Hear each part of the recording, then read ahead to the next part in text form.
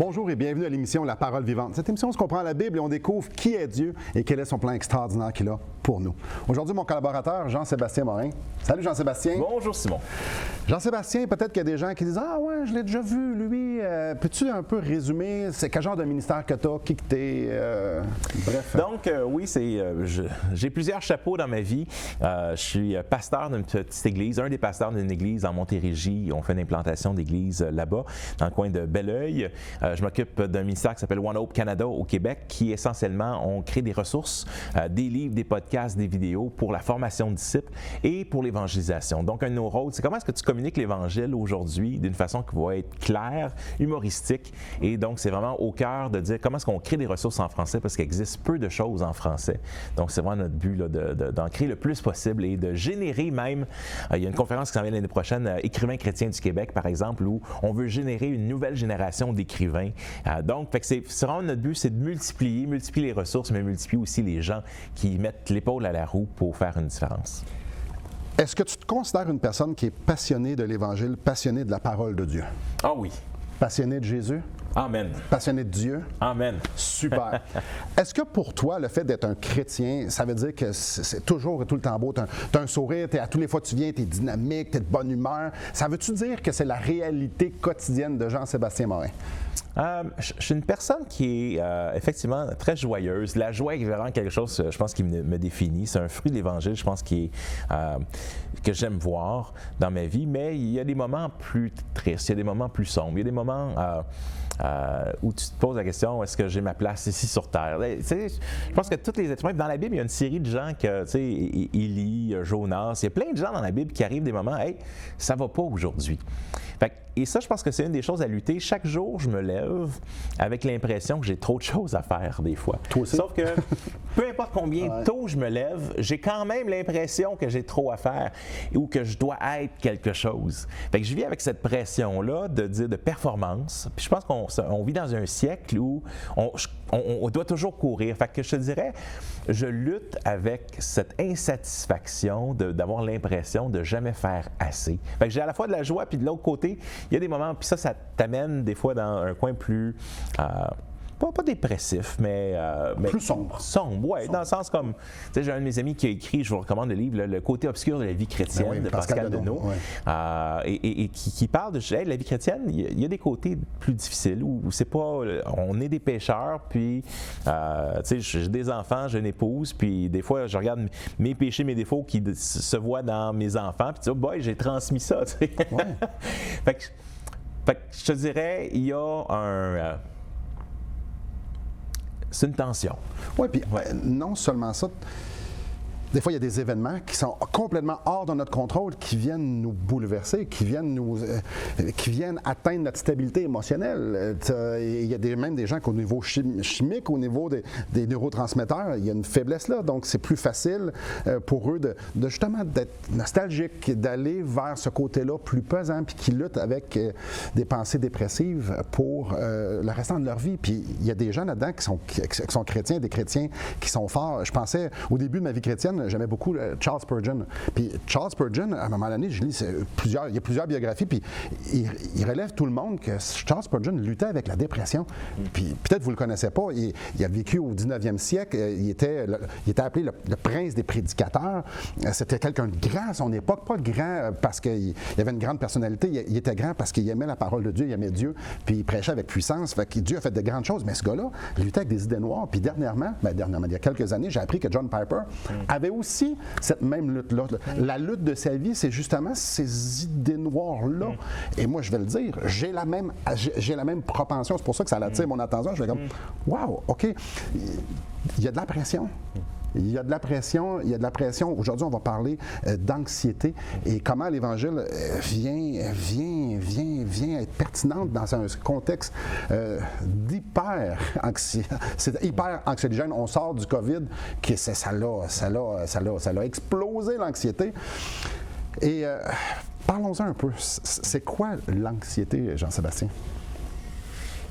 L'anxiété, je pense que c'est quand on dit je suis anxieux, on parle anxiété de performance, j'ai peur d'aller parler devant des gens, j'ai une anxiété d'être assez, de réussir, est-ce que les gens vont m'aimer, est-ce que...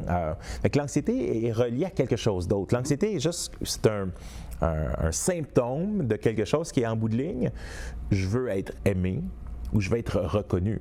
S'il n'y avait personne d'autre sur la planète, on aurait peut-être une anxiété de savoir est-ce que je vais manger, est-ce que je vais être capable de me trouver une place pour dormir, des choses comme ça, mais c'était une peur. Mais la peur, je te dirais, la majorité de l'anxiété qu'on vit, c'est une peur sociale. C'est relié aux relations que l'on a avec les autres autour de nous. Fait que, est-ce que je suis assez? Puis, à quelque part, il y avait une chanson d'une chanteuse québécoise, Marie-Mé, qui dit « Fais ce que tu veux, les autres ne pensent qu'à eux. » En voulant dire, on pense que les gens pensent tout le temps à nous. Là. On se donne cette importance-là. C'est ça. Là, ils sont en train de dire « Ah, mais lui, puis lui. » Mais dans le fond, souvent, ils sont trop anxieux à se poser eux-mêmes la question s'ils sont assez, s'ils ont fait assez, s'ils sont assez bons, s'ils sont assez aimés. Puis là, on se rend compte qu'on vit tous avec ce malaise de vivre là. Ouais. Qui nous amène à différents endroits, à différents moments. On va aller à la pause. Avant d'aller à la pause, j'aimerais ça vous offrir le livre « Destination finale » de Marc Hahil. Marc Hahil a pris les Écritures puis a justement dressé le portrait de c'est qui Dieu, qu'est-ce qu'il veut pour nous, on s'en va où, notre vie sert à quoi ici-bas. Donc, j'aimerais ça vous le mettre entre les mains et ça tout à fait gratuitement. Tout ce que vous avez besoin de faire, c'est de nous appeler ou de nous écrire et de dire « J'aimerais avoir le livre que Simon nous offre, semaine après semaine. » Et ça nous fait plaisir de vous le donner. Parce qu'on considère que c'est important qu'on comprenne le plan de Dieu. Et ça, c'est basé sur les Écritures. Donc, contactez-nous et pour nous, après la pause, on va continuer de parler de ça. L'anxiété, la dépression, ça vient d'où? Comment que l'Évangile vient pertinent? Donc, restez avec nous.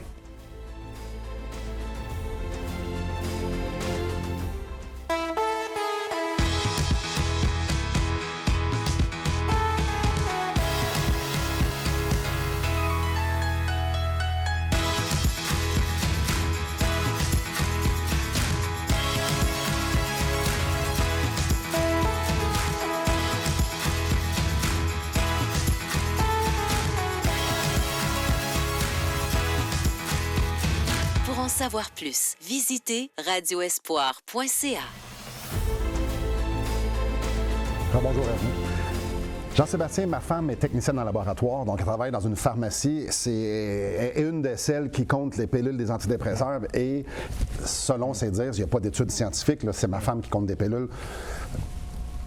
Elle dit, il y en a, Simon, de plus en plus. Ça fait plusieurs années qu'elle fait ça. Elle dit, plus que ça va, plus qu'il y en a. Est-ce que l'anxiété est en train d'augmenter par rapport à ce qu'on a connu, peut-être nous, quand on était jeunes? Est-ce que c'est en croissance? Est-ce qu'il y a plus de monde anxieux? Je vais vous la réponse, on va regarder pourquoi après. Vas-y. Je pense que la question, elle est super bonne. J'ai eu la chance de travailler dans un cégep comme conseiller pédagogique, puis je discutais avec la psychologue qui fait des formations pour les jeunes. Elle m'expliquait que de toute sa carrière, elle n'avait jamais vu autant d'anxiété chez les jeunes. Donc, je pense qu'il y a vraiment une recrudescence. Ça, c'était même avant la pandémie. La pandémie, je pense, a rajouté une couche ou quelques couches là, sur ça. Mais je te dirais qu'il y a un ensemble lié aux technologies. Juste le fait qu'on a chacun un téléphone, on ne le voit pas, là, mais on a chacun un téléphone proche. Il y a des études qui ont été, même certains documentaires sur Netflix qui ont été sortis là-dessus, sur le phénomène, je pense que c'est le Social Dilemma, qui parle un peu le phénomène que c'est créé pour faire une dépendance, puis une hausse de dopamine, qui est essentiellement des hormones qui fait comme ouais, je me sens bien. Tu réussis quelque chose, puis sauf qu'à chaque fois que tu entends un bip, bip, bip, bip, puis là, t'es comme, il y a quelque chose qui dit, ouais, il y a quelqu'un qui m'aime, il y a quelqu'un qui m'envoie quelque chose. Puis là, tu vois, c'est une annonce, c'est pour de la nourriture pour chat. Combien c'est le fun que je viens d'avoir? Ouais. C'est décevant, la nourriture pour chat. Mais quand tu dis, il y a 22 personnes qui ont mis un pouce, qui ont mis un cœur pour ça. Mm-hmm. Oh, on se sent bien, mais ça, c'est pas juste les jeunes, ça, non, écoute, tu sais, je vois, et ça, c'est l'attention, c'est bon, que ce soit avec le podcast, le site web, mais là, tu essaies de produire des choses, puis là, mais ça marche pas, ou ça, je suis pas aimé. Tu sais, je dis aux pasteurs, allez pas sur les réseaux sociaux le dimanche, allez tout voir comment les autres églises sont plus extraordinaires que la vôtre, mais beaucoup des médias sociaux, c'est la gestion de l'image. Tu sais, on parle d'avatar, mais dans le fond, notre vie complète sur Facebook, c'est un avatar de qu'est-ce qu'on aimerait que les autres pensent que notre vie soit. C'est rare qu'on voit des photos sur Facebook, Instagram ou peu importe du monde sans comme Aujourd'hui, ça va vraiment pas bien. Je viens de me chicaner avec ma femme, puis là, c'était une dure semaine avec les enfants, puis là, je suis au bout du rouleau. On voit jamais ça. On voit toujours les photos du couple avec le grand sourire. Puis, et la preuve de ça, c'est que les vedettes qui sont souvent les plus belles personnes, ils ont tout l'argent du monde, ils ont la reconnaissance, il y a des dizaines de milliers de personnes qui les applaudissent quand ils chantent ou quand ils comptent des buts, peu importe. Puis là, tu réalises à un moment donné que leur couple se sépare. Il y avait tout de parfait. Tu regardes les photos, leur Instagram, tout est parfait.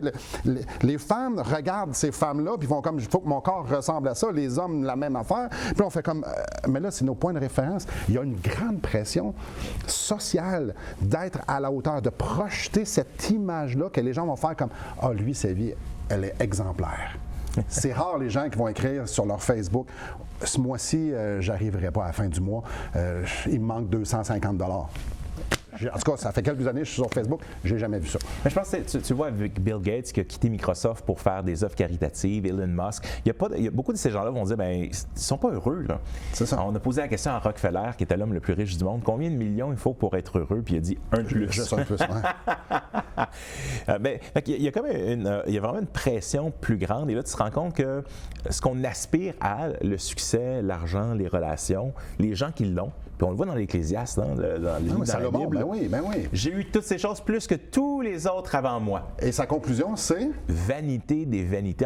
Tout, c'est du vent. Ça vaut rien. J'ai travaillé pour l'argent, j'ai travaillé pour des femmes, j'ai travaillé pour la reconnaissance, j'ai travaillé pour tout. À la fin, il fait... Ouais, vaut mieux courir après le vent. Tu sais, avec là, tu dis, wow, toute une image. Fait que quand tu regardes la course que l'on a actuellement, parce qu'en bout de ligne, là, à la fin de notre vie, tu sais, j'aime l'exercice, tu dis, au jour de tes funérailles, qu'est-ce que tu vas vouloir que les gens viennent dire? Est-ce que tu vas vouloir que les gens disent, hey, wow, il faisait des partages de photos de chats là, extraordinaires sur Facebook, ou le patron qui venait, hey, ses rapports étaient toujours, les virgules étaient à la bonne place.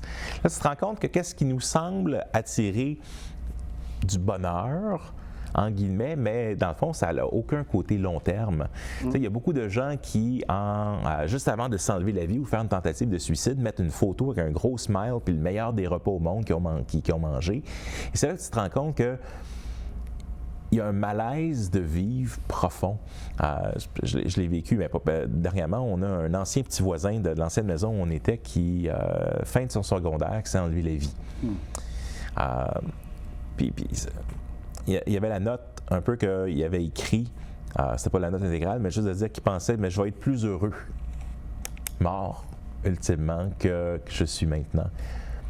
Puis ça est venu tellement me chercher, parce que tu dis, wow, ils sont venus à l'église à 2 reprises dans des activités d'église et tout ça, puis j'ai jamais eu la chance de lui partager l'Évangile. Puis ma question qui me vient, c'est de dire, bien, ce problème d'anxiété, c'est parce qu'en bout de ligne, c'est de l'anxiété qui tourne au désespoir. Puis, tu sais, désespoir, on pourrait l'appeler plutôt plus d'espoir. Ouais. C'est que l'espoir n'est plus là, que ça va changer.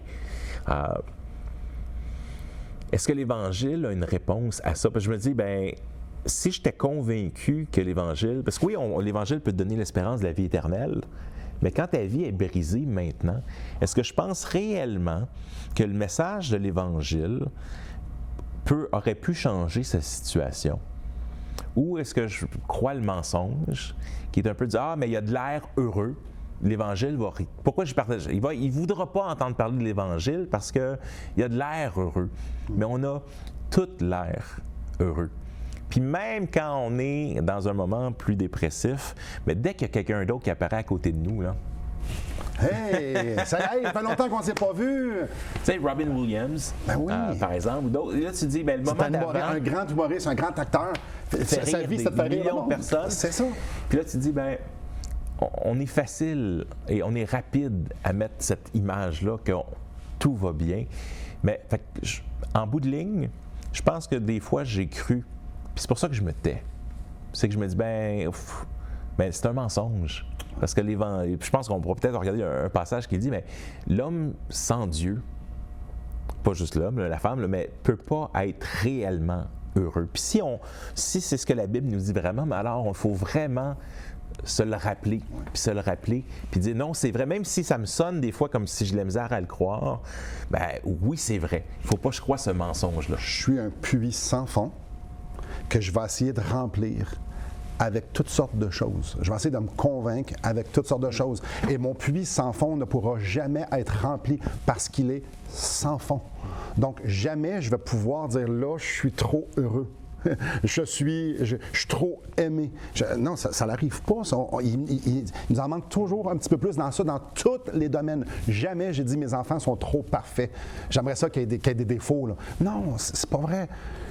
On est des puits sans fond. Et la seule façon d'être satisfait, c'est de pouvoir mettre sa confiance dans celui qui remplit le trou sans fond. Et après la pause, on va vous le présenter. Restez avec nous. Depuis maintenant 15 ans, nous avons l'immense privilège d'annoncer la bonne nouvelle de Jésus-Christ. Par la grâce de Dieu, nous avons fait plus de 500 émissions, distribué gratuitement des milliers de livres et que dire des centaines de personnes qui ont répondu par la foi à l'appel de Jésus. Aujourd'hui, nous aimerions inviter ceux qui ont reçu cette bonne nouvelle à faire équipe avec nous. Aimeriez-vous avoir un impact dans la francophonie pour l'Évangile? Joignez notre équipe en participant financièrement à la production de l'émission et en nous permettant de continuer à offrir de la littérature gratuitement à ceux qui sont ouverts à l'Évangile. Contactez-nous. Il nous fera plaisir de vous partager comment vos prières et vos dons peuvent faire la différence.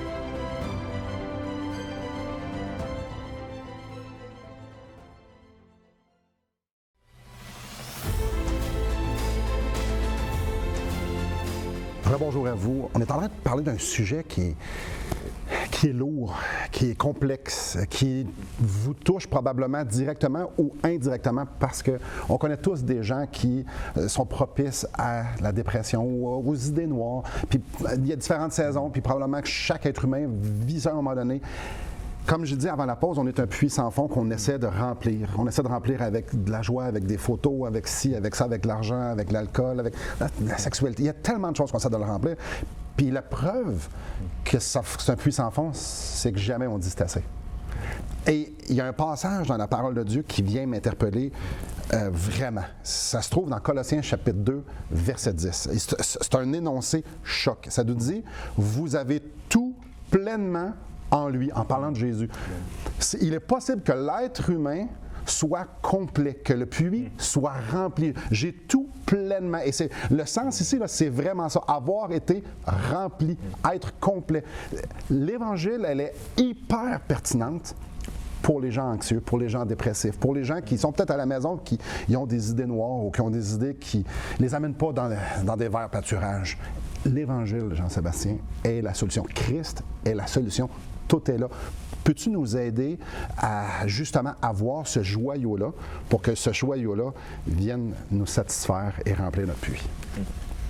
Ben, pour reprendre l'image du puits, je pense que à chaque jour, il faut aller au puits pour aller boire de l'eau. Il y a un aspect où cette petite chanson, si vous avez été à l'école du dimanche ou dans des camps quand vous étiez jeune, ça dit « Lis ta Bible, prie chaque jour si tu veux grandir ». Mais des fois, on voit ça comme un peu simpliste. Ah ben oui, ça, lis ta Bible, prie chaque jour. Mais il y aurait peut-être là un secret quand même. Je pense que c'est pas parce que c'est trop simpliste, c'est parce que c'est pas appliqué. On se dit, c'est trop simpliste comme remède, je ne ferai pas ça. Et je pense qu'il y a quand même cette idée d'aller au puits à chaque jour. C'est Jésus, je pense Marc 1,35, le matin, il sort pour prier. Psaume 5, avec l'idée, le matin, j'élève ma voix pour parler à Dieu. Montre-moi qui tu es. Il y a un ensemble de dire, est-ce qu'il y a une seule place où on peut aller puiser au puits, c'est quand on prend un temps à aller auprès de Dieu. Puis quand tu te sens triste, il y a un verset en Philippiens 4,6 qui dit, si on résume, là, il dit « Inquiète-toi de rien, prie pour toutes choses. » Puis je pense qu'il y a une puissance inexploitée de dire, quand tu viens devant Dieu, puis tu peux, les psaumes, là, il y en a une gang qui dit « Seigneur, ça va mal. » Puis où est-ce que tu es? Puis voyons donc pourquoi tu as l'affaire. Puis il est capable de le prendre, là. Il est Dieu. Mais à qui irions-nous? Les paroles de la vie. Merci, les paroles de la vie éternelle. Mais il n'y a pas d'autre puits. Mais on a besoin de ce puits-là quotidiennement. La façon dont je comprends ça, et ça, c'est ma compréhension à moi. Dieu permet des trous dans notre vie. Que ce soit la perte d'un conjoint, que ce soit la maladie, la souffrance. Dieu permet des trous. Et souvent, on va essayer de remplir le trou avec, comme on a dit, avec un peu n'importe quoi, ou on essaie d'éviter le trou. Mais le trou reste toujours là. Et ce que j'ai appris, c'est d'aller m'asseoir sur le bord du trou. puis dire ça fait mal. Ça fait mal. Là, je me sens pas adéquat. Là, cette circonstance-là, ça me fait mal. D'être assis au bord du trou puis dire Seigneur, fais ta job maintenant. Parce que tu as permis que le trou soit là. Et moi, je ne suis pas capable de le remplir. Il n'y a rien qui va pouvoir le remplir. Alors, je regarde à toi. Et ça me ramène dans Lamentation, chapitre 3, verset 20. En fait, verset 19. Quand je pense à ma détresse et à ma misère. OK, Jérémie, là, c'est un gars qui est habitué. Un livre qui s'appelle Lamentation. Exactement. Puis il va même plus loin, à l'absinthe et au poison. Il contemple, il regarde la mort, puis il fait, c'est peut-être ça la solution. Quand mon âme s'en souvient, elle est abattue au-dedans de moi. OK, peut-être qu'il y a des gens à la maison qui font, oui, c'est moi, ça là. Voici ce que je veux repasser en mon cœur, ce qui me donnera de l'espérance. Les bontés de l'Éternel ne sont pas épuisées.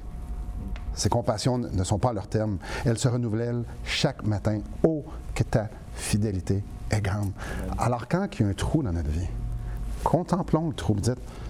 Disons, oui, j'ai réellement... C'est la résignation passive, puis le déni. Puis ça. Non, allons nous asseoir et dire, Seigneur, je veux te voir, là, je veux accrocher. J'ai tout pleinement en toi, bien alors c'est à toi que je vais aller m'accrocher. C'est à toi que je vais avoir espoir.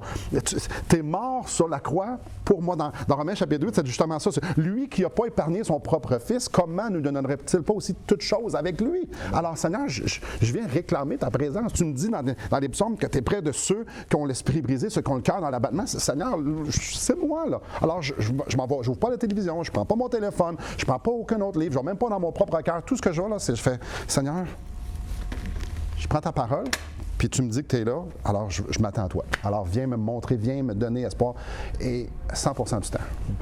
Je pense qu'il y a cette notion de... On pense souvent en termes positionnels. Je suis sauvé, j'ai mis ma foi en Jésus, un jour je vais être au ciel. Mais on ne se rend pas compte qu'il y a un aspect de contemplation de Dieu. C'est-à-dire, j'aime beaucoup, je pense que c'est Psaume 45, et qui dit, en anglais, c'est « Be still and know that I am God ». Il n'y a pas une bonne traduction française de ça.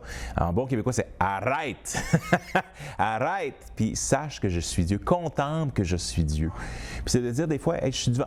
Seigneur, juste arrêter, puis juste prendre état de la présence de Dieu. Puis ça, je pense que des fois, on a l'impression que j'ai pas besoin d'aller chercher cette présence de Dieu-là, ou j'ai pas besoin de m'approcher de Dieu. Venez goûter combien le Seigneur est bon. M'approcher de lui, c'est mon bien. Il y a tellement de passages qui nous disent qu'il y a une place qui est plus juste, oui, le Seigneur m'a sauvé. Non, mais si tu veux marcher, mais approche-toi de lui. Et il y a vraiment... Et c'est abstrait. On en parle, là, puis c'est comme, c'est abstrait. Et je veux tellement que les gens puissent saisir ça, parce que si je suis assis ici aujourd'hui, c'est parce que c'est ça que je fais. Pour moi, là, la parole de Dieu, c'est la seule raison pourquoi que je suis assis ici aujourd'hui. Pourquoi? Parce que Dieu me dit encore et encore, je t'aime. Alors que je regarde toutes les autres réussir, puis que j'ai l'impression que moi, je suis pas à la hauteur, Dieu me dit, je t'aime, Simon. Alors que je regarde mes péchés, je fais comme, je suis pas à la hauteur, encore une fois, je t'ai démontré que Dieu me dit, je t'aime. Sa parole de Dieu me dit, je t'aime, Simon. Mon amour ne dépend pas de toi, Amen. Mon amour dépend de moi. Tu es complètement, non seulement apprécié, accepté, aimé. Je t'aime de l'amour que j'aime mon fils, qui est la deuxième personne de la Trinité. Je t'aime de même, Simon. Pour moi, ça vient tout changer. Et combien de personnes à qui j'ai parlé, l'idée que qu'est-ce que Dieu dit de moi? Dieu nous dit qu'on est ses précieux, qui tressaille d'allégresse à notre vue. Vous vous sentez dégueulasse peut-être, honteux, peut-être vous sentez que vous en avez trop fait, que le trou est trop gros. Dieu dit non, fais juste regarder à moi. On peut avoir tout pleinement en lui. Le trou peut être rempli parce qu'il est là. Est-ce qu'il va avoir déjà des formes d'un trou? Oui, mais il va être rempli parce que le Dieu de toute consolation, le Père de la miséricorde est venu justement faire ce qu'il fait de mieux dans nos cœurs, mettre la paix et venir nous prendre et dire « Hey, je suis avec toi ». Jésus nous a fait la plus belle promesse, je vais être avec vous jusqu'à la fin. L'Évangile est extrêmement pertinent. Restez avec nous, après la pause, on va continuer d'en parler.